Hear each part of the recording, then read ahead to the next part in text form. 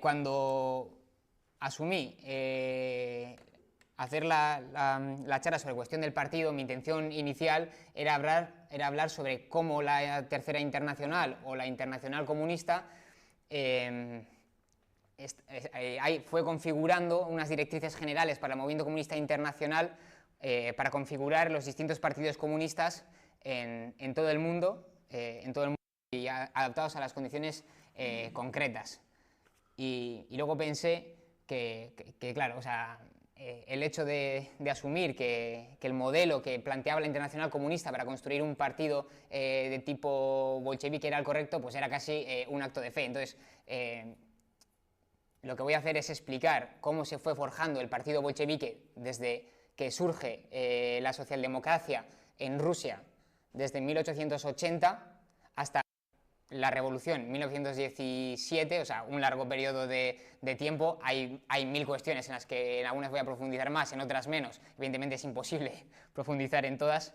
Y cómo eso luego tiene su plasmación internacional y cómo eso afecta a la configuración de los partidos comunistas a nivel internacional y cómo surge un nuevo modelo organizativo que no tiene absolutamente nada que ver con lo que había hasta ahora y que es efectivamente lo que la Internacional Comunista se impone a construir a partir de su surgimiento y que, bueno, con sus más y sus menos, sus avances y sus desavances, pues consiguen hacerlo, o por lo menos plasmarlo en sus diferentes congresos. Pero eso, voy a empezar en cómo surge el modelo de partido leninista al que nosotros y nosotras como marxistas-leninistas decimos que nos adscribimos, es decir, cómo se fue desarrollando, porque este modelo de partido no se diferencia de, por ejemplo, un partido comunista no se diferencia de un partido liberal en que sus reivindicaciones son diferentes o son más obreras, o no es un partido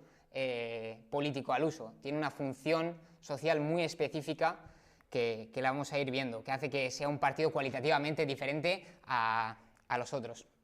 Y todo esto se fue configurando a lo largo de la lucha con muchas corrientes dentro del movimiento obrero y socialdemócrata en Rusia, y se fue configurando también al calor de las luchas revolucionarias de Rusia y de tres revoluciones que fueron...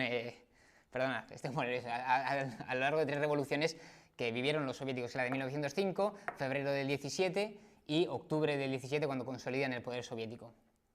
Entonces, voy a pasar al primer bloque, que es la creación y el desarrollo del Partido Obrero Socialdemócrata en Rusia, que es mucho más atrasado, más atrasado en el tiempo me refiero, a lo que estaba ya en otros países de Europa, ¿no? Ya estaba muy consolidado, por ejemplo, el Partido Socialdemócrata Alemán, que era el principal partido de la Segunda Internacional, pero en Rusia surge un poco después y además de manera muy particular. Hasta la década de los 80 de 1880, lo que predominaba en Rusia, que lo han comentado antes un poco los compañeros por encima, era una corriente política que se llamaban los populistas, y sobre todo el grupo principal era Narodnaya Volia, que han comentado, la voluntad del pueblo. Ahí podemos ver alguna imagen de los populistas, algún cuadro, y este grupo, a diferencia de los socialdemócratas que van a venir después, ven que la fuerza principal en Rusia para hacer la revolución es el campesinado, no la clase trabajadora, y al principio apuestan por levantar al campesinado contra el zarismo, pero no lo consiguen. Entonces pasan a actividades digamos, individuales de acción. Ya no levantan al pueblo, sino que son ellos mismos, se autoperciben como una parte del pueblo que se ha elevado de la masa, y son ellos los que tienen que entablar la lucha directa contra el zarismo. Entonces emplean lo que Lenin denomina métodos blanquistas de actuación, métodos de terror individual. Ellos no estaban preocupados por elevar la conciencia de las masas, sino que ellos ya se habían elevado y necesitaban entablar esa lucha. ¿Qué pasa? Que ellos empezaron, por lo tanto, una lucha directa con atentados, etcétera, contra el zar, contra la autoridad. Se cargaron a un zar. Hemos dicho que el hermano de Lenin estuvo implicado en algunos atentados y fue ejecutado.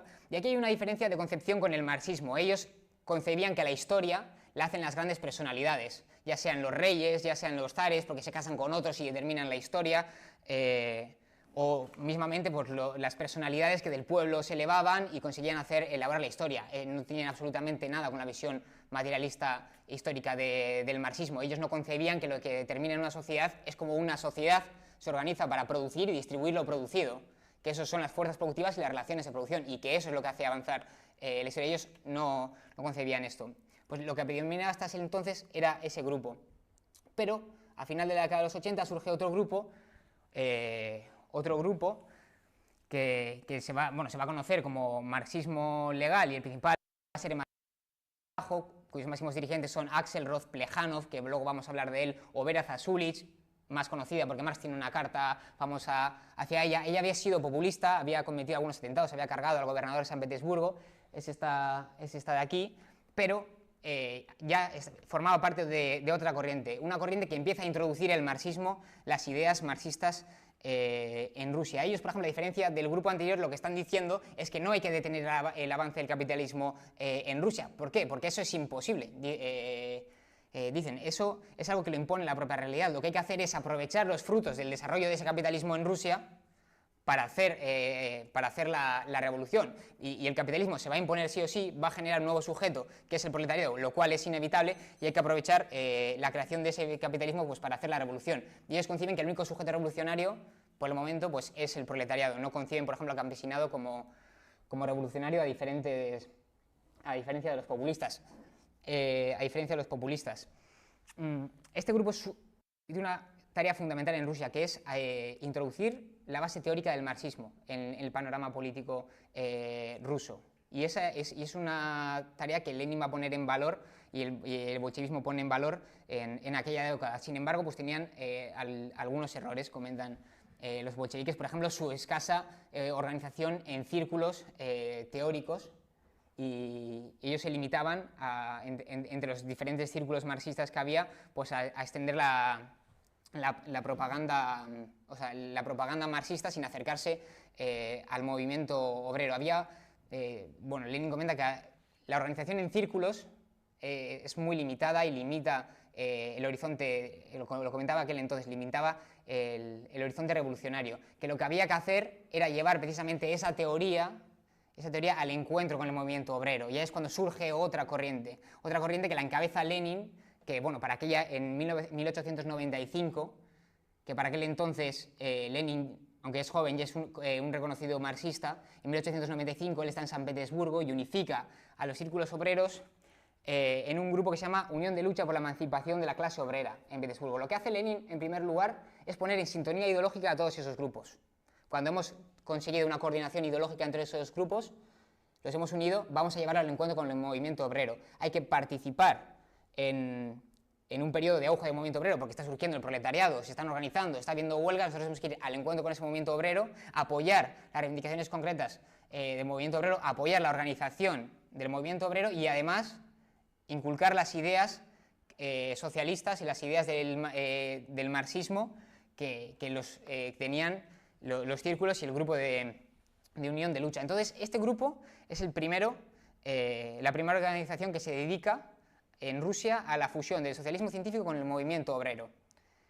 ¿Qué pasa? Que a finales de 1995 las autoridades zaristas cogen a los principales dirigentes, los mandan para Siberia, los detienen y dentro de estos grupos se ponen al frente pues, una serie de nuevos jóvenes que decían que el trabajo que estaban haciendo Lenin y sus compañeros era la lucha de los viejos, le llaman la lucha de los viejos, y que ellos hacen una nueva lucha, la lucha de los jóvenes, le llaman a esto. Esto va a ser el germen de lo que se va a conocer como economicismo, lo que se va a conocer como economicismo, que es una corriente que plantea que la clase trabajadora no se tiene que dedicar a la toma del poder político, sino que la clase trabajadora se tiene que dedicar a las reivindicaciones concretas de su situación contra los patronos, por el salario, por las mejores condiciones de vida, etc. No se oponían a la creación de un partido político, pero no concebían el partido político para la toma del poder como lo concebía Lenin ya por aquel entonces. Y esto se hace con la dirección de esos círculos, porque Lenin está en Siberia junto con muchos otros, pero Lenin en Siberia no está perdiendo el tiempo. Lenin en Siberia está escribiendo, escribe el desarrollo del capitalismo en Rusia y escribe un montón de cosas más, quiénes son los enemigos del pueblo, para acabar también teóricamente con los populistas, también con las formas de actuación del marxismo legal, de ese segundo grupo que habíamos visto. Esto es la foto policial de Lenin cuando es deportado el PowerPoint no he puesto ni una frase, ya lo vais a ver, son dos fotos, pero fotos chulas. Esta es Lenin... Lenin cuando es deportado a Siberia. ¿Qué pasa? Que cuando él está en Siberia, porque están creciendo los demócratas, los sirven, hace falta coordinarlo. Los comentan que es un gran paso, ¿por qué? Porque se hace efectivo y formal la creación del Partido Obrero Socialdemócrata, pero en el no hay ninguna mención a la dictadura del proletariado, a la poder, ni nada, ¿no? Y quien predomina en ese primer congreso son las ideas mencheviques, porque son los que están afuera y también son los que están dirigiendo el movimiento, bueno, dirigiendo e influyendo de manera efectiva en el movimiento obrero, no como el grupo bolchevique, que todavía no se ha creado y no se ha consolidado. ¿Qué pasa? Que 2 años después vuelven de Siberia esos dirigentes que se han conocido, han estado debatiendo, han estado leyendo, y ya no solo los dirigentes como Lenin. Lenin también conoce ahí a los del segundo grupo, conoce a Axelrod, conoce a Vera Sassulich, conoce a la que sería su mujer, Nadia Krupskaya, y tiene una concepción del partido diferente. Entonces ellos vuelven de Siberia en 1900 y deciden publicar un periódico, que es este de aquí, que se llama Iskra, que bueno, aquí podemos ver a Lenin, Vera Sassulich, Krupskaya está por ahí, Axelrod, y deciden publicar un periódico cuya función debía ser, tenía 2 funciones, una organizativa y una ideológica. La función organizativa del periódico que ellos querían hacer era juntar a todos los grupos marxistas en una misma organización en torno al periódico, en la que pudiera haber un consejo de redacción o una dirección que respondiese al trabajo sistemático que requería el periódico. De esa manera agrupaban todos los grupos y era una función ideológica que era extender las ideas también del marxismo y de la lectura que el marxismo hacía de las condiciones rusas entre todos los trabajadores. Tiene esa doble función, Iskra. Entonces pasaríamos al siguiente apartado, que es la formación ya del Partido Obrero Socialdemócrata y que surgen 2 corrientes dentro del movimiento, dentro del movimiento socialdemócrata ruso, que es la bolchevique y la menchevique. Esta etapa es un periodo de auge constante del movimiento obrero.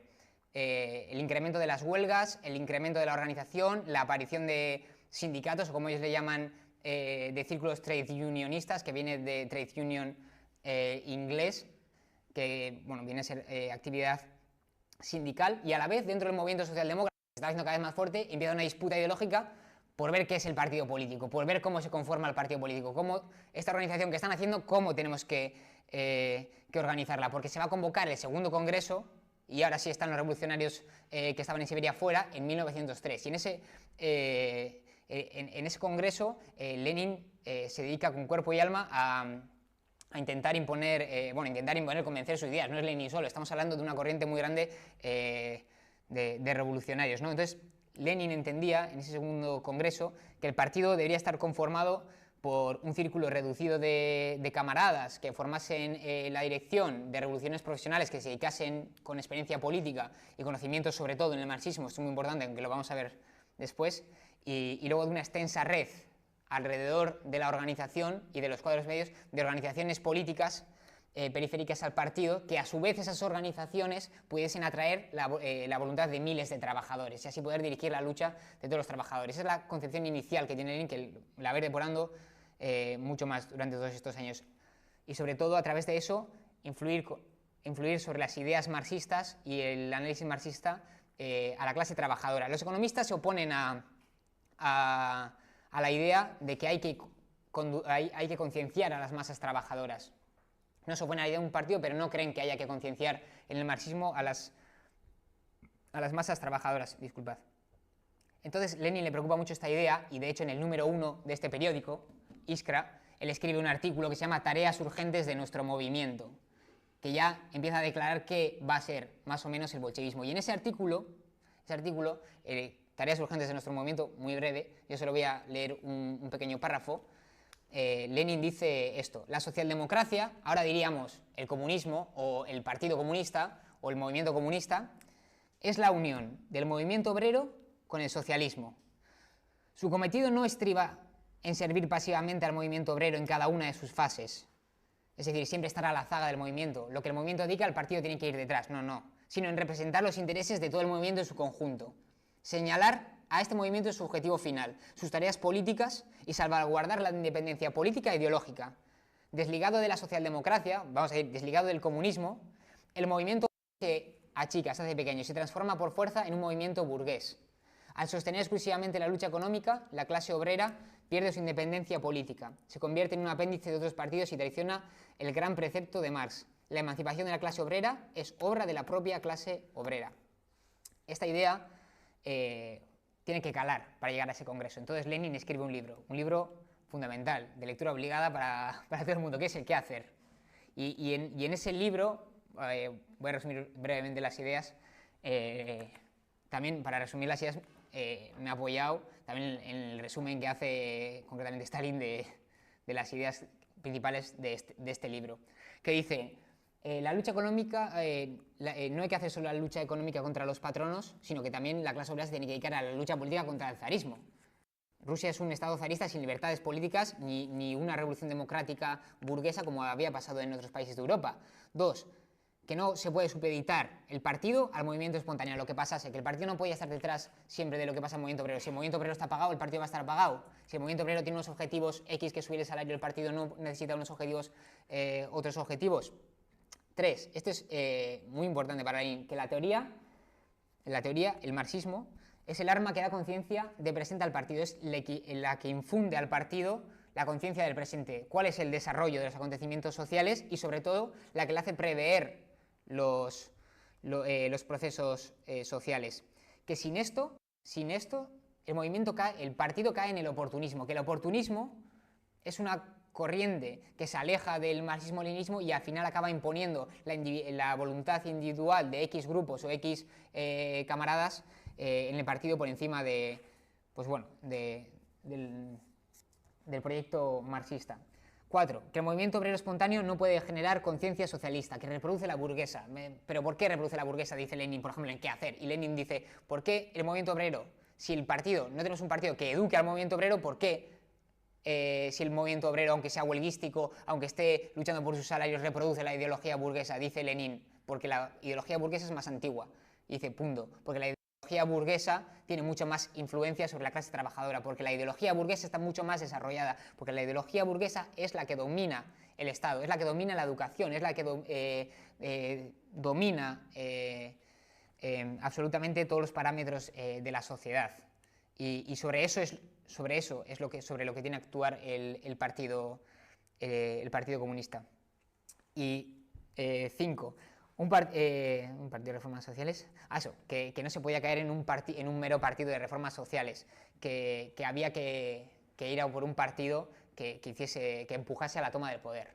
Y 6, y esto es muy importante, y esta es casi también el hilo que yo he querido seguir de la charla, es que el economicismo no es una cosa que haya brotado en Rusia del azar, esa corriente que dice que los obreros solo se tienen que dedicar a la mejora de sus reivindicaciones concretas, que el economicismo es parte de una corriente ideológica internacional. Es parte de una corriente ideológica internacional que está además imperando en la Segunda Internacional, que es el revisionismo, encabezado por el Partido Socialdemócrata Alemán, por la mayoría del Partido Socialdemócrata Alemán y por la corriente de Bernstein. Que el economicismo es la traslación de eso que está pasando a nivel internacional, que ya no quieren la toma del poder, sino partidos que se dediquen a las reformas sociales. Y eso lo comento que es muy importante porque a la hora de luchar Lenin con esto, no está luchando contra una corriente que es únicamente de Rusia, está luchando contra una corriente internacional. Y eso también es lo que hace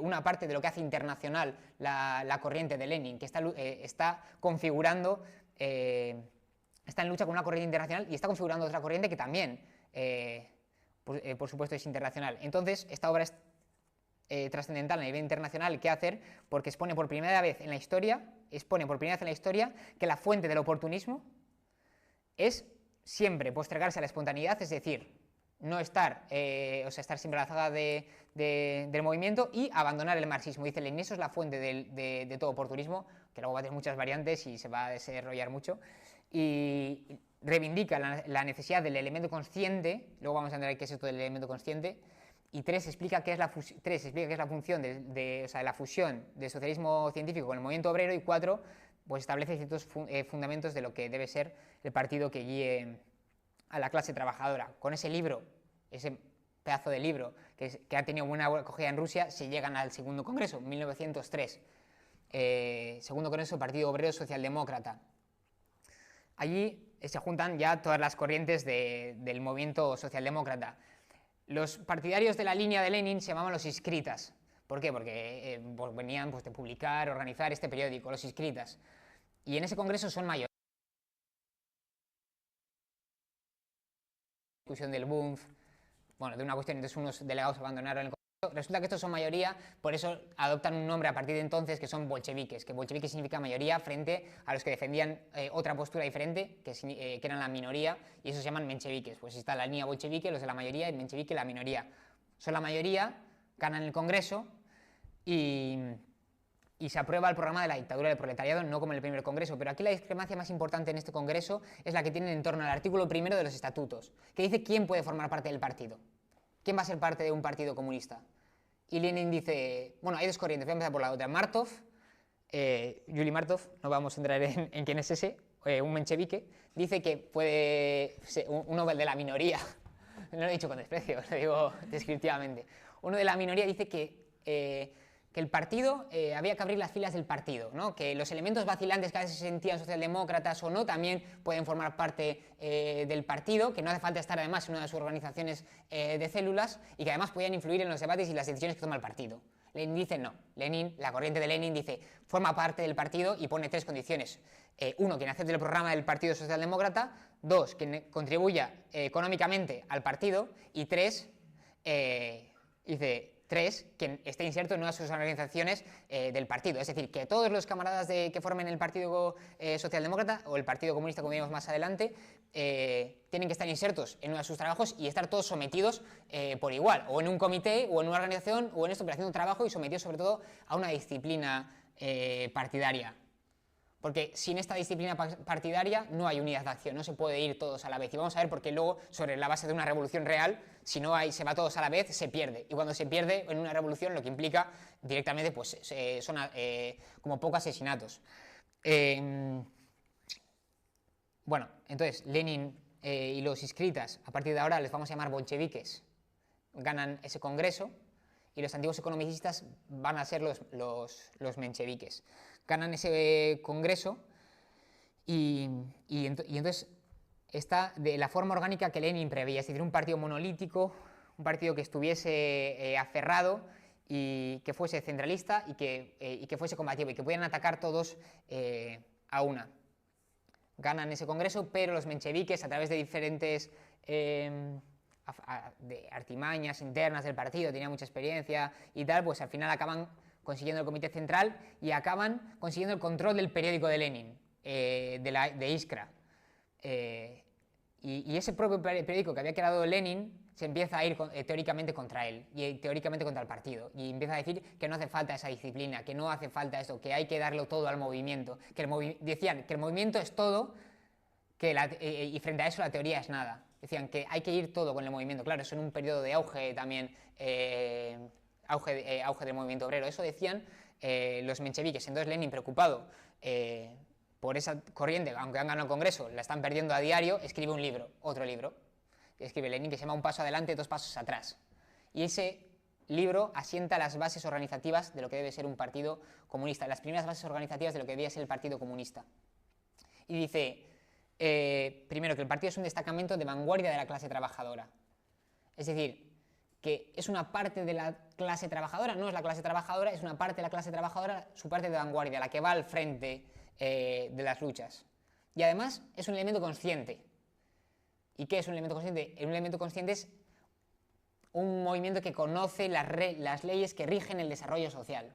Es decir, que conoce lo que determina una sociedad, porque estudia el marxismo, porque estudia que los procesos sociales no son cuestiones de de azar, sino que son la manifestación externa de una sociedad dividida en clases. Conocen, es un elemento consciente, saben hacia dónde va la historia, hacia dónde empujan el desarrollo de las fuerzas productivas, la contradicción que hay en una sociedad dividida en clases y etcétera, etcétera. Eso es el elemento consciente. 2. Aparte de ser el elemento de vanguardia consciente, es el elemento organizado. Sin organización no hay unidad de acción, eso lo he comentado antes. Y para Lenin, a diferencia de los mencheviques, esto es fundamental. 3. No es una organización cerrada, es la organización más elevada, es la organización que a su vez tiene que ser capaz de dirigir el conjunto de la mayoría de la clase trabajadora.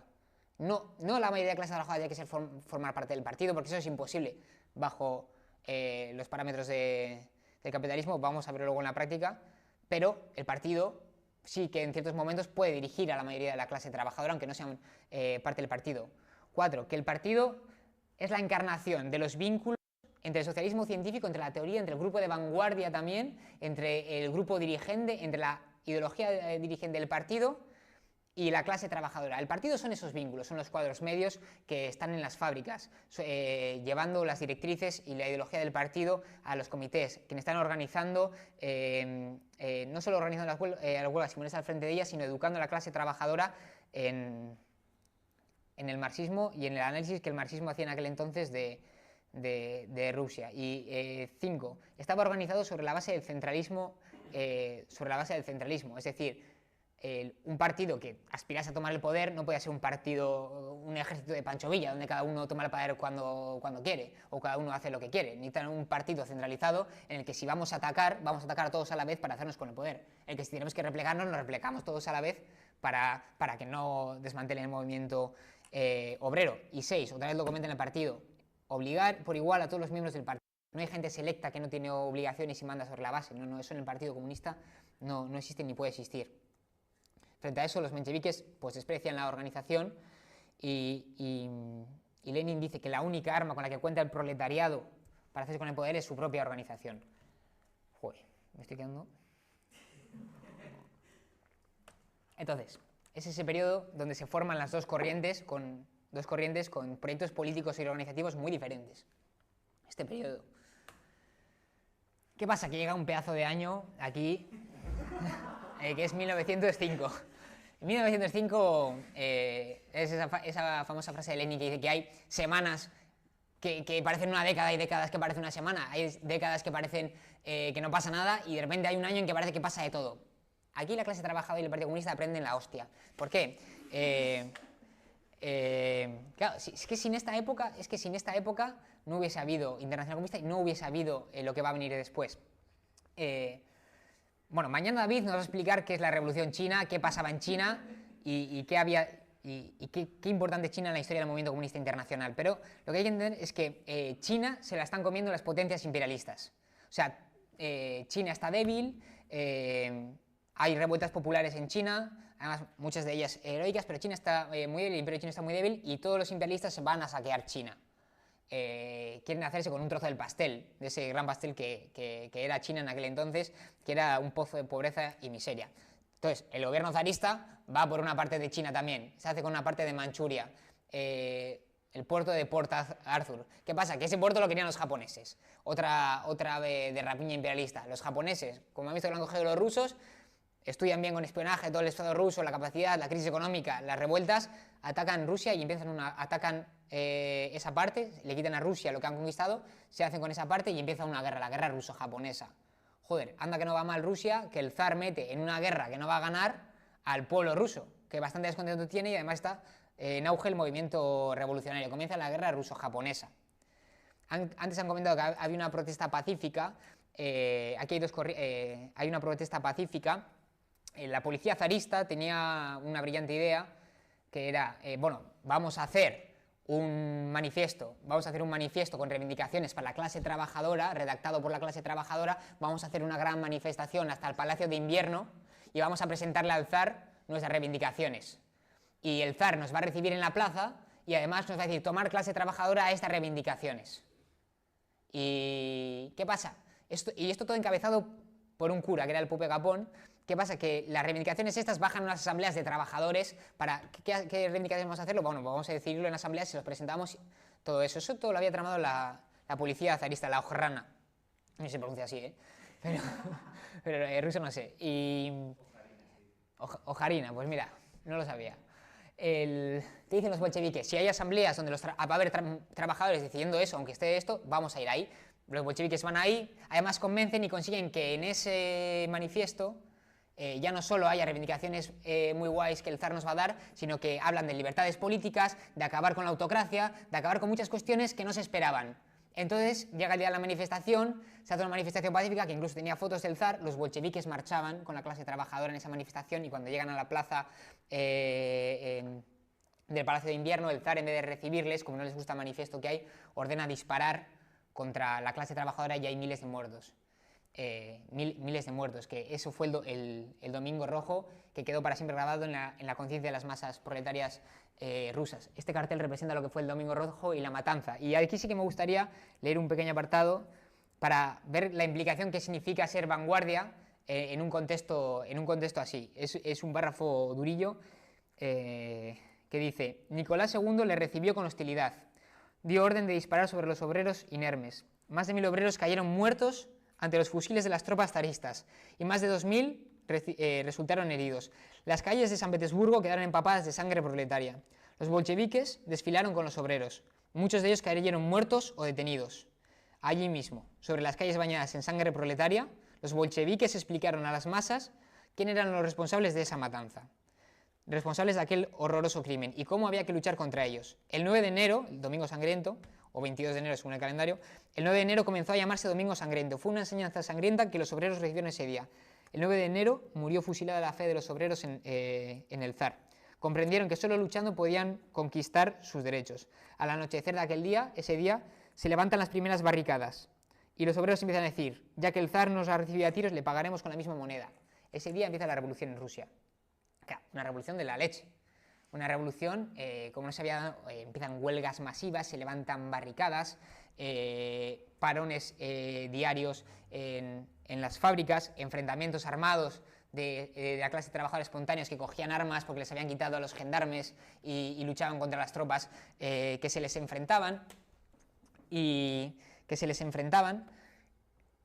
Y hubo un acontecimiento político, que era que en el Mar Negro había desplegado un gran buque, desplegado de soldados, se llamaba el acorazado Potemkin, no, un barco acorazado, el acorazado Potemkin, y en ese buque, pues los soldados también, que vivían como perros, había muchos mencheviques, bolcheviques, había anarquistas, había esto, pero solidarizándose con lo que estaba pasando en toda Rusia y viendo la situación inaguantable que estaban sufriendo ellos también, deciden levantarse contra sus oficiales, se hacen con el control del barco, juzgan a sus oficiales y ese barco que estaba desplegado en el Mar Negro, levanta durante muchas semanas una bandera roja en sus mástiles. Esto es el acorazado Potemkin. ¿Qué pasa? Que el zar manda más barcos para destruir eso, porque eso es un ejemplo que no se puede tolerar, una rebelión en el ejército. Y los barcos que acuden allí, en las primeras semanas no se atreven a disparar contra los camaradas que están enfrente del barco. Al final acaban aplastándole, acaban riéndose, se les acaba la comida. Hay una película de Eisenstein bonita que se llama El acorazado Potemkin, es en blanco y negro. Pero bueno, y esto. Pero comento este hecho porque ahí, cuando ocurre el acorazado Potemkin, es cuando Lenin y muchos bolcheviques se dan cuenta y dicen: hostia, es que hay que apoyar la insurrección armada, porque si apoyamos la insurrección armada y somos capaces de dirigirla, podemos hacernos con el poder político. Como dos grandes. Que pasó en Rusia en 1905 es que se creó algo que no había existido nunca en la historia de la humanidad. Es que se creó en una ciudad industrial, Ivanovo,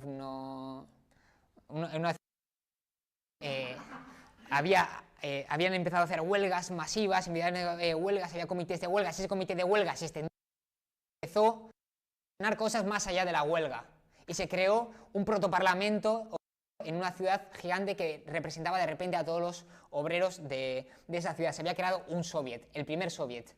Hostia, y empezó a gestionar cosas. Era un poder que no se había visto hasta entonces, un poder que no respondía a la necesidad de que el parlamento zarista les diese la aprobación, que no respondía a la necesidad de aprobación de un ejército, que no necesitaba, que solo se apoyaba eso en lo que decía Lenin, que es el arma más poderosa de la clase trabajadora, que es su propia organización, solo responden ante ellos.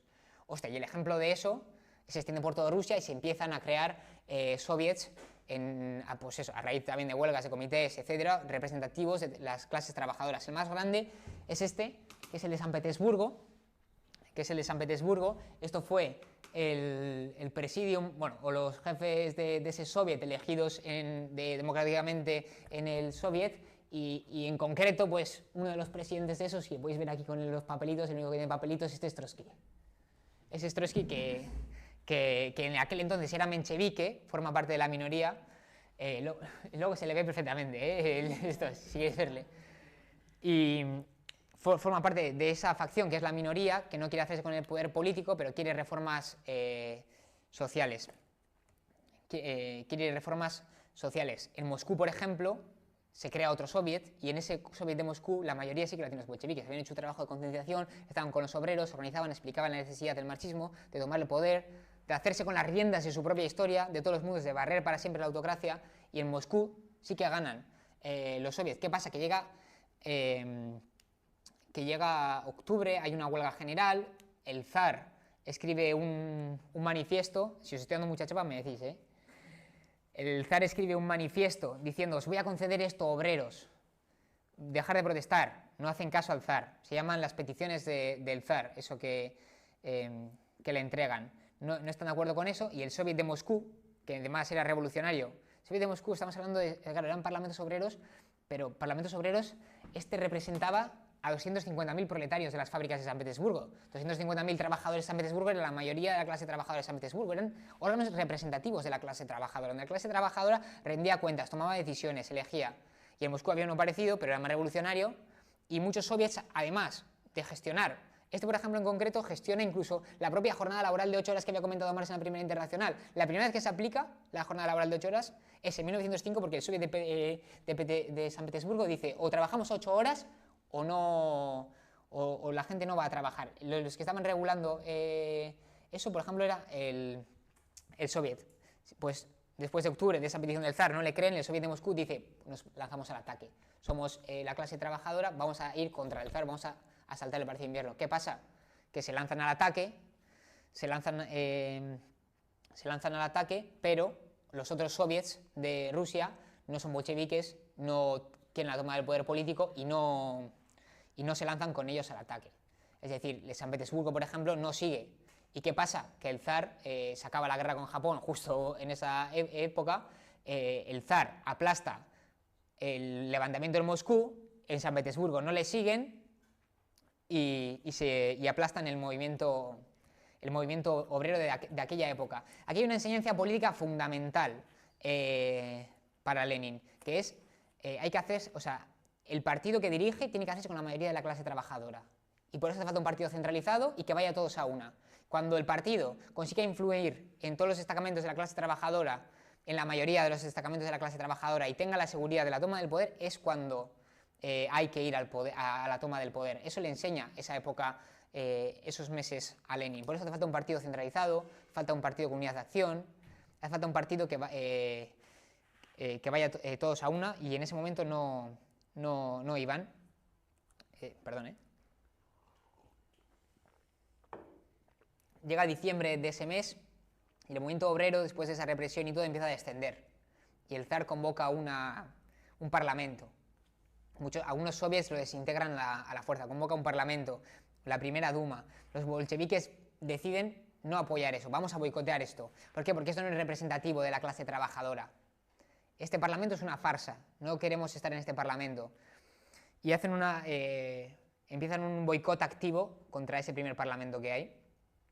En ese boicot activo, Lenin luego en un libro posterior que se llama La enfermedad infantil del izquierdismo dice: fue un error no apoyar no querer estar dentro de ese parlamento, porque en ese momento estamos tan imbuidos de lo que había pasado en la revolución de 1905 que no estábamos viendo que el movimiento obrero había comenzado un proceso de declive, y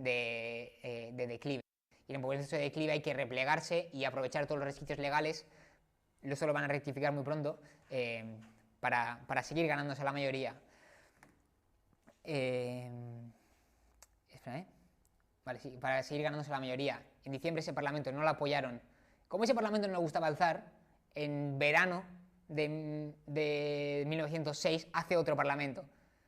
es otra segunda Duma. Esa segunda Duma ya los bolcheviques dicen, sí, esto está yendo para abajo, para abajo, para abajo, vamos a aprovechar todos los residuos legales, vamos a participar. Pero a diferencia de los mencheviques querían entrar en ese parlamento porque decían que pactando con el partido cadete, que es un partido liberal, podían aprovechar y hacer leyes que hiciesen caer la autocracia zarista y consolidar la democracia, o sea, la revolución democrática.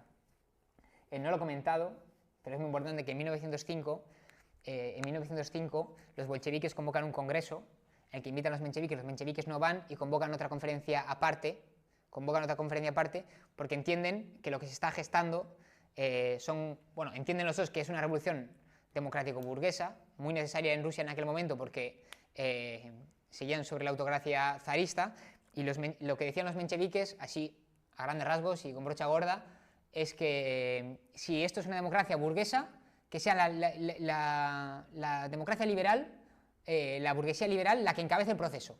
Que los mencheviques no vamos a encabezar el proceso. Y en cambio los bolcheviques decían que entre la revolución democrático-burguesa y la revolución proletaria, para echar a la burguesía, son dos torretas conectadas por una muralla.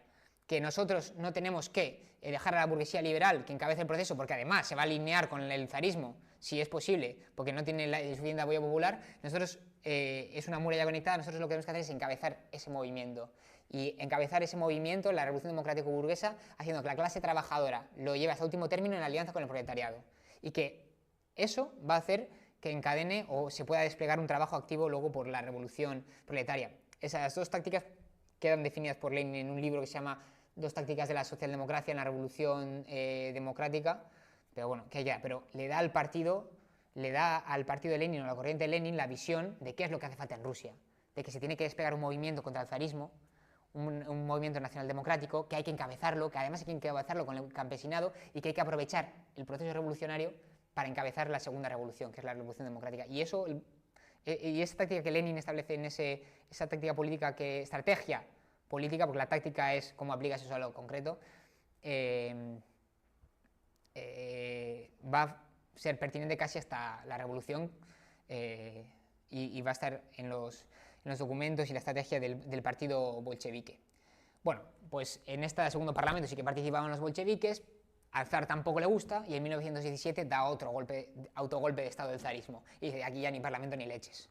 Dice, aquí ya una dictadura que a mí me venga bien. Entonces empieza un periodo de reacción que es la reacción stolipiniana, se llama, porque no sé si tampoco se pronuncia así, igual Adrián no puede corregir, pero Stolypin es este de aquí, que es el que encabeza y va a ser primer ministro durante todo ese tiempo. Y lo que empieza, el periodo de reacción es el de arriba, el de abajo es el zar cazando un venado. Y lo más característico es que a partir de ahí hay una represión brutal hacia el movimiento revolucionario, sobre todo hasta de los dirigentes del movimiento revolucionario. En 1907 Lenin ya se había ido a Suiza, intentaron pillarle, no le cogieron. Estaba aquí todo muy bien montado, por lo menos el partido bolchevique se veía replegarse, por lo menos replegar a Lenin para que estuviese en Suiza dirigiendo al partido. Y empieza una persecución contra los revolucionarios, no solo contra los revolucionarios bolcheviques, sino contra los revolucionarios de todo tipo, gente que había participado en la insurrección armada, gente que había participado en la revolución, etc. Y los bolcheviques dicen, hostia, hay que replegarse,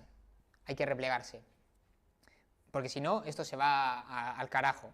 Entonces no hay que ir al ataque, no hay que tampoco llamar a las masas a la insurrección. Lo que hay que hacer es un trabajo sistemático para ganarse a las masas. Porque los bolcheviques entendían, y a diferencia de los mencheviques, otra diferencia de esta época, los mencheviques decían, se ha acabado el periodo revolucionario, los bolcheviques decían, va a haber otro 1905. 1905 va a volver, decía, va a haber otra revolución. Y esto no es una diferencia teórica en el marxismo muy importante, porque, bueno, más allá de lo anecdótico que hay en el último discurso de muerte de Salvador Allende cuando lo fusilan, hay una frase que a mí me gusta que dice que los procesos sociales y la historia no se detienen ni con el crimen ni con la mentira. Porque el proceso social, y aquí una verdad materialista de fondo, porque el proceso social, es decir, la protesta, la huelga, la manifestación, la organización, lo que deriva de ello, es la expresión externa, es la manifestación externa de una sociedad dividida en clases. Y mientras eso exista, la expresión social va a existir, la expresión social espontánea, es la que digamos va a existir siempre porque deviene de una sociedad ya basada en clases, o sea, una sociedad dividida en clases. Siempre que haya gente que tiene y gente que no tiene, eso va a tener sus manifestaciones externas. Entonces los bolcheviques decían, eso va a volver a pasar, hay que prepararse para ese momento. Y a diferencia de los mencheviques que decían, bueno, pues ahora vamos a participar en lo que haya y ya está, y una parte de los bolcheviques que se van a llamar ochovistas, que dicen, no hay que participar en los parlamentos reaccionarios, no hay que participar en los reaccionarios, el núcleo de Lenin, del bolchevique, dice, hay que participar en todos los lugares donde haya clase trabajadora. Hay que participar si hay masas trabajadoras que siguen o que forman parte también de parlamentos, asambleas reaccionarias, habrá que haber bolcheviques ahí y habrá que hacer un trabajo de concienciación. Entonces, Lenin aquí, por ejemplo, también educa mucho a los bolcheviques de aquella época otra necesidad del partido que es vigente, que es la necesidad de mantener siempre el aparato clandestino del partido pese a lo que pase, porque ahora nuestro partido no se va a dedicar solo a lo que nos permita la reacción zarista, a lo que nos permita organizarnos, porque no nos va a permitir organizarnos. Hay que mantener siempre un aparato clandestino que organice todo ese trabajo, legal como ilegal. Ilegal no me refiero a que vayas a disparar a una persona en la cabeza, pero evidentemente el zarismo no te va a dejar publicar un periódico político contra el propio zarismo. Es decir, y por eso hay que mantener un aparato ilegal que coordine todo esto. Entonces los bolcheviques, la mayoría sí que participa ahí en todos los lugares donde esté la clase trabajadora, porque hay que hacer eso con la mayoría. Entonces pasamos a la siguiente... pasamos a la siguiente etapa, que es de 1900... Bueno, esa etapa es de 1907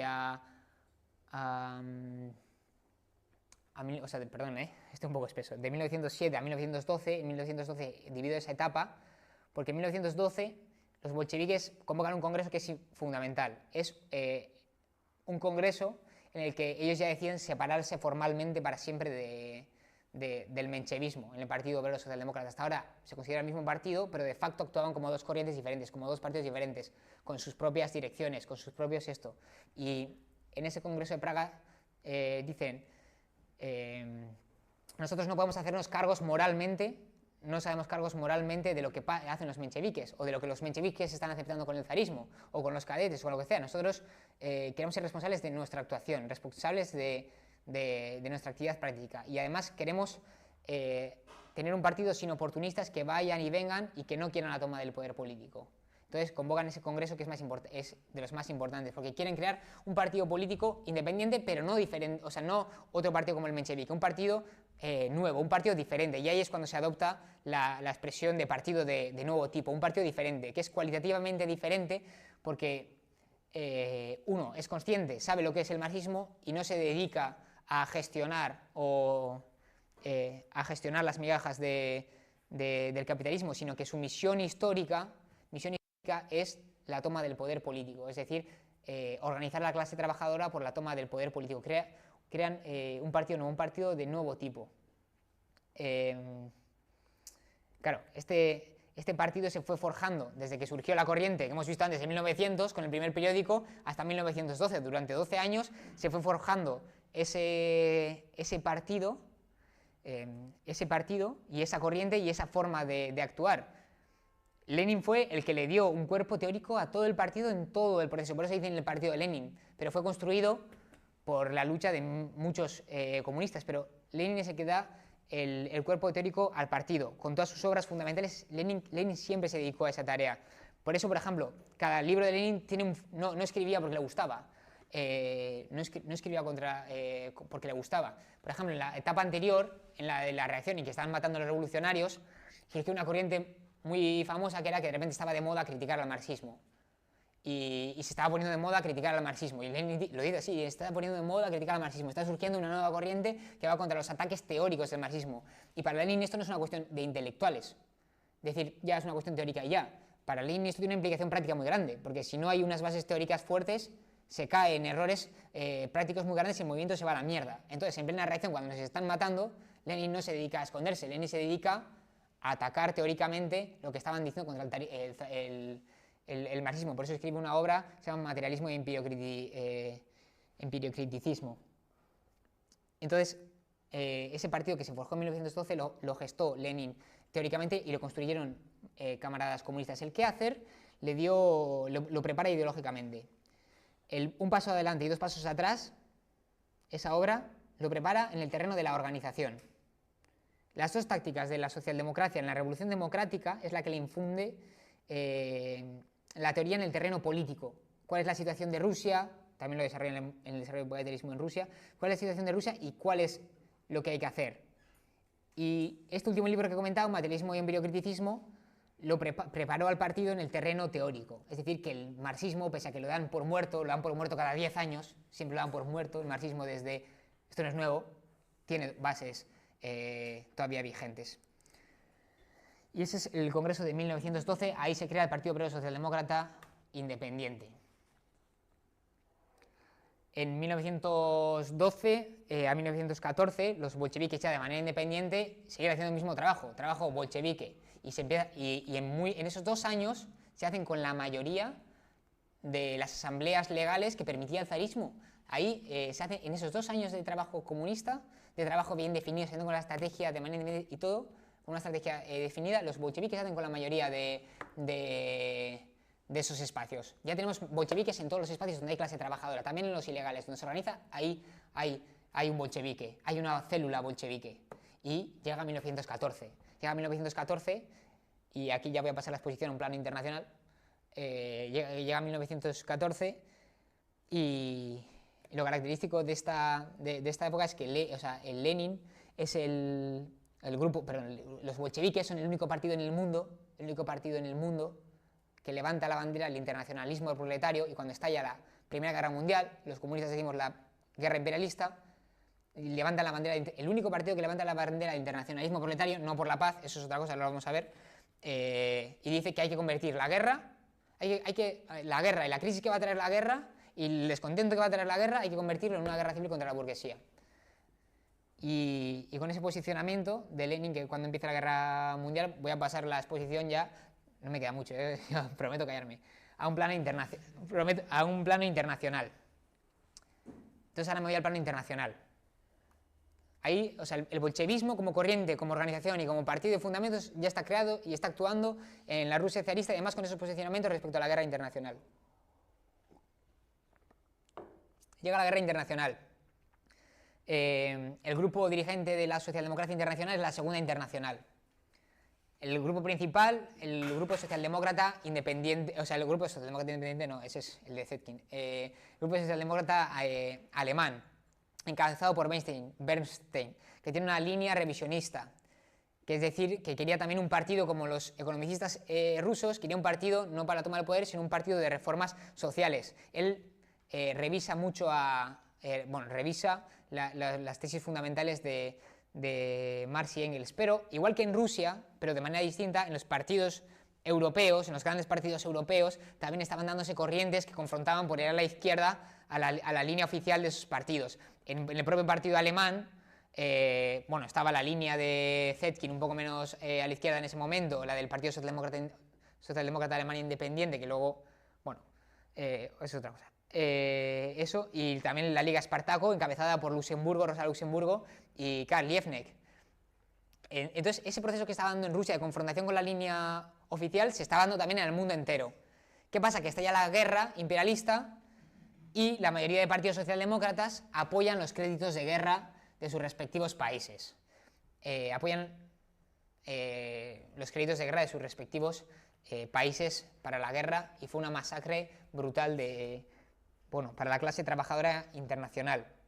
Hay ese ala izquierda de todos los partidos, el ala izquierda de todos esos partidos socialdemócratas que están en contra de la guerra, no todos a favor de la postura de Lenin, se reúnen en una ciudad suiza que se llama Zimmerwald y hacen una conferencia, que es la conferencia de Zimmerwald. En esa conferencia hay dos corrientes. Está la corriente que defiende la paz social en abstracto, que en ese momento es la mayoritaria, que es la mayoritaria. Por ejemplo, Clara Zetkin en este momento está en esa corriente. La Conferencia Internacional de Mujeres Socialistas, que se había convocado un año antes, también a organización de Clara Zetkin, está en esa corriente. Pero luego hay un grupo de cabezones por ahí y de cabezonas por ahí que se empieza a denominar la izquierda de Zimmerwald, que no están a favor de eso, que dicen que no tenemos que estar a favor de la paz social en general, sino que lo que nosotros tenemos que hacer es aprovechar esta crisis revolucionaria, esta crisis de los imperialistas, para aprovechar el movimiento, encabezarlo y ir contra nuestros propios imperialistas. Y presentan una resolución alternativa que en ese momento pues es minoritaria, pero que dice no hay que apoyar los créditos de guerra, hay que salirse de los gobiernos burgueses que apoyen la guerra, hay que hacer en la tribuna parlamentaria propaganda contra la guerra, propaganda y periódicos legales e ilegales para los soldados en el frente, que son obreros que están muriendo para ir contra sus propias burguesías. Esto no procede, pero es la postura que llevan Lenin, Trotsky y otros, que ya Trotsky pues, es también un poco oportunista, antes era menchevique de corazón, ahora está bailando en el centro. Pero bueno, ahí en esa conferencia sí que está dentro de ese grupo de izquierda, la izquierda de Zimmerwald. ¿Por qué Lenin y los leninistas plantean esto a nivel internacional? Porque ellos habían vivido algo que no habían vivido los anteriores, que era 1905. 1905 no lo vivieron otros países, 1905 lo vivió Rusia, y Rusia experimentó en 1905 con la creación de los soviets, con la revuelta del acorazado Potemkin del ejército volviéndose contra el esto, vieron algo, experimentaron en la práctica algo que no experimentan los otros países, es que la guerra imperialista, o la crisis que deviene de la guerra imperialista, si la encabezamos bien, podemos convertirla en una insurrección armada por la toma del poder. En ese momento no pudieron porque no tenían la mayoría, y porque no había una esto también definida, como se definió en ese año con el libro de las dos tácticas, en Rusia. Y claro, estos otros países no lo experimentaron. ¿Qué pasa? Que fueron la minoría en ese congreso. Pero el año siguiente seguían muriendo miles y miles y miles de obreros en la guerra, una carnicería que fue la primera guerra mundial. Se convoca a otro congreso, la izquierda de Kiental.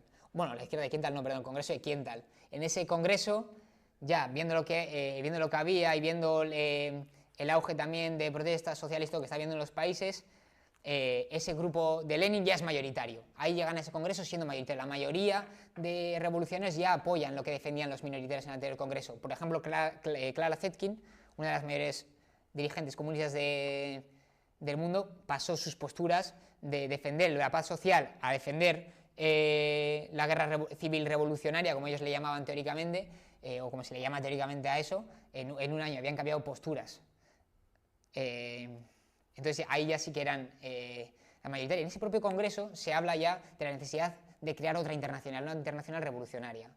Pero se detiene eso que se está hablando en 1916 se detiene, de crear otra internacional. ¿Por qué? Porque estalla la revolución en Rusia en febrero de 1917. Estalla la revolución en Rusia en febrero de 1917 otra vez, y los bolcheviques, los dirigentes bolcheviques que estaban en el exilio y en esos congresos, dicen tenemos que volver a Rusia como sea, porque no puede pasar otra vez con 1905. Tenemos que volver a Rusia, encabezar el movimiento. Tenemos bolcheviques porque han ido trabajando en 1912, 1914, del 14 al 16, han ido trabajando en las trincheras, en las fábricas, donde había masas trabajadoras, y ahora tenemos otra situación distinta. Tenemos que volver como sea. Entonces ellos cogen un tren, se le acusa a Lenin de pactar con la Alemania, etcétera, para volver a Rusia, porque de Alemania decía que si vuelve Lenin a Rusia, Lenin desestabiliza a Rusia y va a caer tal. Bueno, el caso es que Lenin llega a Rusia y los bolcheviques apoyan la revolución de febrero, que es una revolución democrático-burguesa, porque quita la autocracia zarista y establece un gobierno de poder burgués que no saca a Rusia de la principal calamidad de pobreza, que era la guerra imperialista de aquel entonces. Entonces Lenin evidentemente apoyaba en ese proceso, pero encabezado por la clase trabajadora, que es quien llevó a cabo y quien tumbó el zarismo, se consolidó eso, pero Lenin decía que ese proceso no tenía que acabar ahí, de tal forma que en Rusia surgió otra vez lo que había surgido en 1905, que era que de manera espontánea las masas habían empezado a organizar en asambleas masivas de trabajadores, había soviets en toda Rusia, por lo cual se crea una situación que hay dos poderes en Rusia, que coexisten simultáneamente. Lo que llaman la dualidad de poderes, un poder en el que está representado la clase trabajadora, que no responde a ningún otro poder, solo a su propia organización, solo la mayoría, y un poder que ha nacido de esa revolución, el poder asentado burgués, del gobierno provisional, que se apoya en el ejército, se apoya, sigue en la guerra, y Lenin dice, esto no puede coexistir mucho tiempo, en una sociedad no pueden coexistir dos poderes, uno se va a acabar comiendo a otro. Dice, nosotros tenemos que hacer que todo el poder vaya a la clase trabajadora, donde está representada, y no es en el gobierno de Kerensky, es donde está la clase trabajadora, en las asambleas de trabajadores. Entonces, cuando Lenin llega en abril, dice todo el poder para los soviets, porque los soviets es la representación de la clase trabajadora, es la autoemancipación de la clase trabajadora. Y además hay que hacer trabajo en esos soviets para convencer a la mayoría de esos soviets, y cuando tengamos la mayoría tendremos las condiciones para llevar a la insurrección armada, convencer a los soviets que el gobierno burgués no nos va a sacar de la guerra, que con los imperialistas no salimos de la guerra, que podemos vivir sin poder. Y cuando consiguen hacer eso la mayoría, eso ya cuando en octubre, pues hacen la revolución, tienen la mayoría, se lanzan a la insurrección, conquistan el poder y se consolida la revolución soviética. Esto es la leche en octubre. Me voy a carillar ya, enseguida. Bueno, sí. Que sí, os lo juro, ¿Qué pasa? Octubre viene a validar en la práctica, y esa es la trascendencia internacional de octubre, viene a validar en la práctica la corriente internacional de Lenin. Es decir, que los análisis de Lenin, que el modelo organizativo de Lenin, estoy hablando de Lenin, estoy hablando del partido bolchevique, estoy hablando de una colectividad, de una relación social, de lo que digo que es el partido, sobre todo el partido son los vínculos con la clase trabajadora, viene a validar eso en la práctica. Hostia, es que lo que estaban diciendo estos tenían razón, es que el análisis era este, es que la forma de actuar era este, y la forma de actuar esa llevaba al derrocamiento de la burguesía. Y la revolución fue obra de la propia clase trabajadora, pero el Partido Comunista era un catalizador, que saben de química o lo que yo no tengo ni idea de química, es un acelerador del proceso, es un acelerador, una sustancia aceleradora, y eso. Entonces, el partido no sé qué hace la revolución, pero que es el que acelera el proceso social, el que acelera la toma del poder, el que lo dirige y tal. Entonces, 1917 viene a validar de manera internacional una estrategia internacional de lucha contra la propia burguesía, la necesidad de la instauración de la dictadura del proletariado, la manera de actuar, etcétera, y cambia los paradigmas de la historia. Se abre una nueva fase en la historia de la humanidad, quieran decirlo o no, los historiadores burgueses, 1917 abrió una nueva etapa en la historia de la humanidad, empieza la etapa, y Lenin también lo dice así, con la Revolución de Octubre empieza la etapa de las revoluciones proletarias y las revoluciones nacional-democráticas, de lucha de liberación nacional. Eso abre en 1917.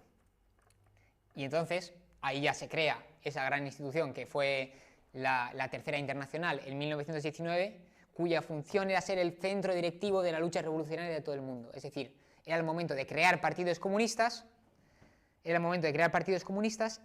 y dirigir la lucha internacional. Y ahí es donde la Internacional Comunista empieza a hablar de cómo se tienen que organizar los partidos comunistas.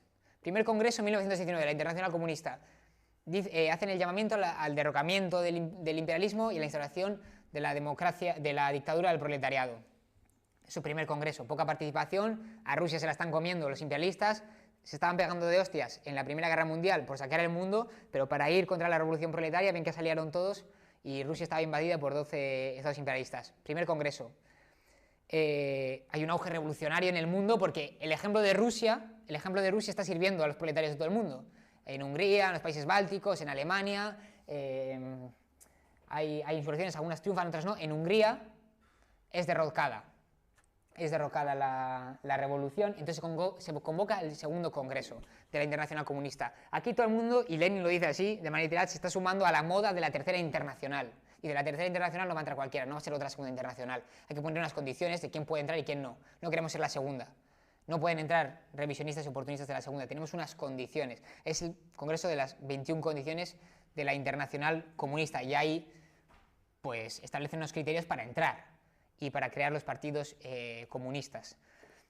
Acatar los acuerdos de la Primera Internacional, romper con el oportunismo, depurar de reformistas, crear un aparato clandestino, si no lo tienen, subordinarlo al comité central, hacer agitación entre el ejército, las fábricas y el campo, derecho de autodeterminación, bueno, una serie de cuestiones que se llaman las 21 condiciones y que crean las bases para adherirse a la Internacional Comunista. Ahí se crean muchos partidos comunistas en todo el mundo. De hecho, el Partido Comunista de España, el PC, se crea en... Bueno, ese segundo congreso fue en 1920, el Partido Comunista de España, por un proceso también, no vamos a entrar en eso porque no es la cuestión de la charla, pero habrá que entrar en eso, en 1921 se funda. Y en ese congreso Lenin escribe una cosa que es fundamental, que es un texto fundamental que era el que yo había recomendado de lectura para la charla, que es el papel del partido en la revolución proletaria, en que Lenin explica cuál debe ser el partido, o sea, cuál debe ser el papel del Partido Comunista en la revolución proletaria de manera, pues, bueno, sí, breve, porque luego va a haber otro texto que es el otro que había recomendado para el partido. Y en ese texto, que era el que yo os había recomendado, pues Lenin decía, bueno, que el partido es una parte de la clase trabajadora, pero bueno, ya hemos dicho antes en qué sentido, o sea, no es la clase trabajadora del partido, pero lo hemos comentado antes en qué sentido, en que aquí vuelve a incidir en que mientras domine el capitalismo, la mayoría de la clase trabajadora no va a formar parte del Partido Comunista, porque eso es imposible, pero el Partido Comunista tiene condiciones para dirigirla en determinados momentos, en que es necesario tener un partido para la lucha, porque si no, no se va a tomar el poder, que ese partido desaparecerá cuando desaparezcan las clases sociales, no antes, no después. Mientras exista lucha de clases, hará falta un partido que defienda los intereses del proletariado hasta la última consecuencia. Dice que la tarea más importante del partido en todo este proceso es estar con las masas, que todo bolchevique y toda bolchevique, sobre todo, es una persona de masas, una persona que está en las luchas de las masas y que está educando a las masas en el socialismo científico.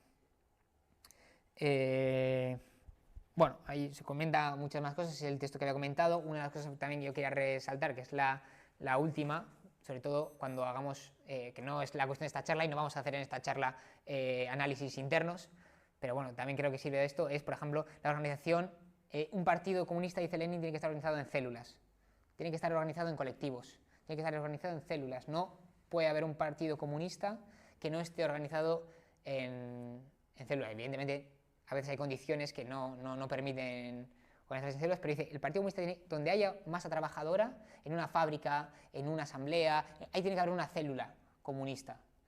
Dice, porque esa célula comunista es el vínculo encargado de organizar la masa donde esté, bueno, organizar, no hacerle todo el trabajo espontaneista, no hay que decir, pero de impulsar la organización, de educarla en la necesidad del socialismo, etcétera. Eso es necesario. Por ejemplo, aquí en España, cuando se adopta la postura eurocomunista, uno de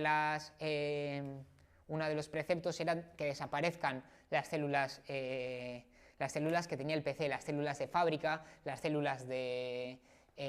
bueno, las diferentes células organizadas en diferentes sectores. Para Lenin esto es fundamental para la teoría del partido, porque tú necesitas células en los centros de trabajo, en los diferentes sitios, que estén educando al trabajador y que, o sea, a las masas trabajadoras, y que empujen a la toma del poder cuando haya que empujarlo, que empujen a la movilización cuando haya que empujarlo, que sepa replegarse cuando haya que replegarlo, porque el trabajo del Partido Comunista es ser esa correa de transmisión del socialismo científico a las masas, y eso se hace a través de las células organizadas allí donde haya masa trabajadora y no en comarcas electorales, que es, esto es una diferencia que estoy comentando, sin más.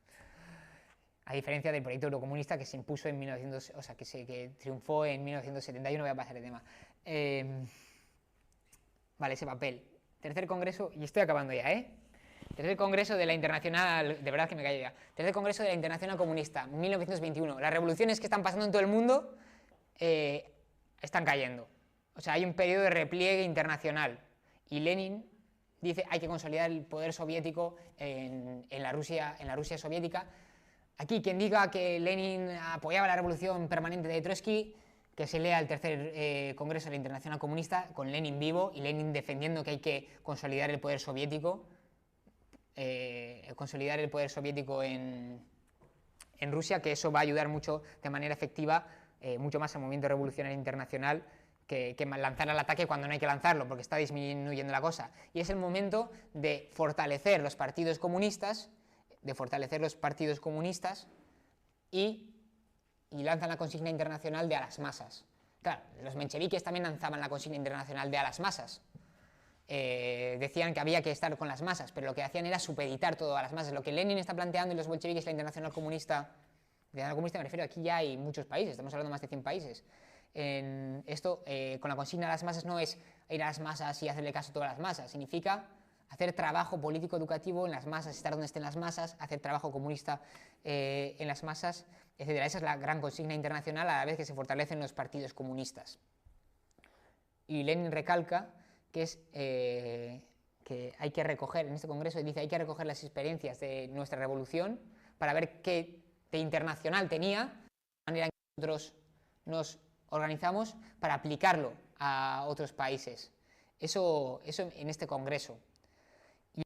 Y se escribe ahí ya el otro texto que había recomendado yo, que eran los métodos de acción y estructura de los partidos comunistas, que explica cuál es la organización en células, cómo es, eso es redactado por Lenin, cómo es la organización en células, cómo tenía que ser la prensa del partido, etcétera, un montón de cosas, que en ese momento Lenin dice, la mayoría del mundo no va a entender esto porque esto es demasiado ruso, pero no dice que no es válido, dice que la gente de momento no habían experimentado eso, hoy tenemos muchas más condiciones para entender y aplicar eso, tal, pero decía, esto hay que aplicarlo en cada país, no una copia de lo que está pasando en Rusia, que se suele achacar, no, hay que adaptar a las condiciones concretas, este aparato a las condiciones concretas de cada país. El cuarto congreso, no me voy a detener mucho aquí, porque aquí analizan sobre todo el fascismo, porque en 1922 Mussolini ha ganado en Italia, etc. Pero siguen insistiendo a los partidos en la Internacional Comunista de bolchevizar, dice, de adquirir los métodos bolcheviques de actuación, les dice la Internacional Comunista. Y ya en el siguiente congreso, en el quinto congreso de la Internacional Comunista, lanzan las tesis de la bolchevización, que son estas que están aquí. Bueno, no voy a entrar a explicarlas porque es que ya nos vamos, pero bueno, para otro día. Las tesis de la bolchevización, que la bolchevización no es otra cosa, no es decir, si Rusia lo hiciera así, nosotros lo hacemos así, no, y lo dicen. Es ver qué de internacional tiene lo que la organización de nuestro partido, las tesis del partido, y poder aplicarlo a las condiciones concretas de cada país. Y por ejemplo, las tesis de la bolchevización, en primer lugar, hacen referencia a la necesidad de volver a ese texto de Lenin, el de la resolución del segundo congreso del papel del partido en la revolución proletaria. Eso es lo principal que hay que hacer, pero lo segundo, claro, esto responde a cómo estaba la situación en aquel momento. Dice que tienen que hacer los partidos comunistas para bolchevizar la organización, ahondar en las tradiciones revolucionarias de cada pueblo, que son distintas, y eso lo dicen de manera literal.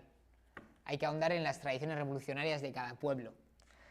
Y entre otras muchas cosas, cómo debe ser el trabajo en los sindicatos, cómo debe ser el trabajo entre las mujeres proletarias, cómo debe ser el trabajo entre las minorías nacionales, evidentemente esto aplicado a las condiciones concretas de cada país. Yo qué sé, pues habría que ver qué es vigente, qué no es vigente, qué se puede aplicar y qué no, pero eso es cuestión para otra charla. Por ejemplo, no quiero ser capcioso ni nada, pero bueno, voy a leer un pequeño párrafo de las tesis de la bolchevización que dice: bolchevización y agitación antimonárquica. Aquí Lenin está muerto, no, está, es verdad, pero por ejemplo dice en las tesis de bolchevización: es falso renunciar a la agitación. Esto es un documento de la Internacional Comunista. No voy a decir si es correcto o no, pero que bueno, tendremos que entrar en un futuro, cuando hagamos un balance general de la experiencia histórica de la Internacional Comunista, a ver qué es vigente, qué no, y qué se puede aplicar y qué no. Es falso renunciar a la agitación, bolchevización y agitación antimonárquica. Es falso renunciar a la agitación antimonárquica alegando que es la burguesía la que gobierna bajo la égida de la monarquía. Los comunistas deben levantar la consigna bajo la monarquía en Inglaterra, Italia, los Balcanes, etc. En Alemania deben saber ligar su propaganda antimonárquica a la lucha económica y política de todos los días. El bolchevismo no consiste en renunciar a la agitación republicana democrática contra la monarquía, sino en ligarla a las reivindicaciones socialistas, a la transformación de movimientos revolucionarios democráticos en movimientos socialistas. No lo he comentado por nada esto, Lo he comentado porque sé que hay debate en torno a estas cuestiones, y que también lo había en aquel entonces, y que hay resoluciones mucho más desarrolladas. Y con esto ya voy a ir acabando. La idea era pues ver que este modelo no es una cosa aislada, sino que era una corriente internacional muy importante que se determinó así en un momento muy determinado de la historia. Y sí que quería acabar con la misma reflexión que hace Stalin sobre el Partido Comunista, que Stalin dice que el Partido Comunista es como Anteo. Anteo es un gigante de la mitología griega, hijo de Poseidón y de Gea, madre de la tierra, dice Stalin, que vencía a todos los héroes y vencía a todos los que se enfrentaban a él, porque cuando estaba débil se acercaba a su madre, que era la tierra, y la tocaba, y entonces cogía fuerzas. Y dice Stalin, el Partido Comunista es como Anteo, que Anteo murió porque Lenin, joder, porque Hércules levantó a Anteo del suelo, le separó de la tierra, y no pudo adquirir su fuerza, no pudo adquirir de lo que se nutría Anteo, y entonces Anteo murió por Hércules. Hay una famosa estatua de Lenin, de Hércules levantando a Anteo. Y dice, el Partido Comunista es como Anteo. La madre del Partido Comunista son las masas. Siempre que el Partido Comunista se mantenga con las masas, se mantenga con el proyecto comunista ligado a las masas, escuchando las necesidades de las masas, dirigiendo las necesidades de las masas, el Partido Comunista es invencible. Entonces, claro, aquí ya me callo, ahora sí que sí.